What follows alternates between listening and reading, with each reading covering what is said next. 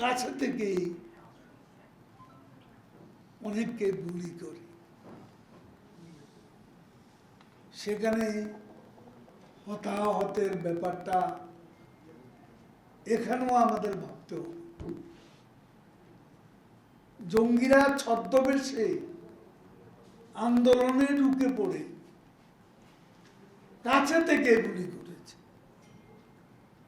এমন ঘটনাও ঘটেছে বলে আমাদের কাছে ইনফরমেশন আছে। দেখা মাত্র গুলি নির্দেশের বিষয়ে ভুল বার্তা দেয়া হচ্ছে। কোনো আন্দোলনকারীর উপর গুলি চালানোর নির্দেশনা আইন শৃঙ্খলা বাহিনীকে কখনো দেওয়া হয়নি, এবং সেনাবাহিনী নিয়োগ, কারফিউ জারি, এরপর সেনাবাহিনী কোথাও একটা গুলি ছুড়েছে সে ধরনের কোনো খবর আমাদের জানা নেই। তারপরেও আমরা বলবো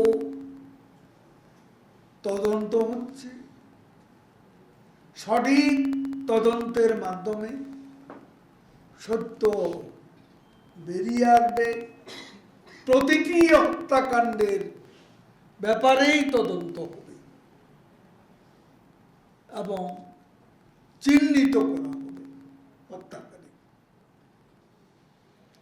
আমাদের দেশপ্রেমিক সেনাবাহিনী, আইন শৃঙ্খলা বাহিনীর সদস্যরা সর্বোচ্চ দায়িত্বশীলতার পরিচয় দিয়ে ধৈর্য ধারণ করে পরিস্থিতি স্বাভাবিক পর্যায়ে আনার চেষ্টা চালাচ্ছে। আমরাও আইন শৃঙ্খলা বাহিনীর প্রতি আহ্বান জানাব, নিরপরাধ কাউকে কোনো প্রকার হয়রানি যেন না করা হয়। পরিস্থিতি স্বাভাবিক রয়েছে বেশিরভাগ জায়গায়।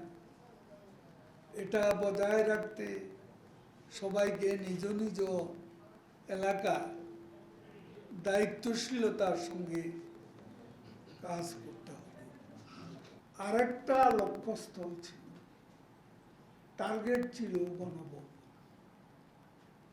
আমি এটা বলিনি কখনো যে শুধু গণভবন রক্ষার জন্য কারফিউ জারি করা হয়েছে। তো এই ধরনের হেডিং যদি আপনাদেরকেও দিয়ে থাকে, এটা আমার প্রতি একটা অন্যায় আমি মনে করি। এটা একটা বিভ্রান্তির সৃষ্টি হয়েছে, অনেকে এটা প্রশ্ন করছে। জনগণের জানমাল রক্ষার জন্য, জননিরাপত্তার জন্য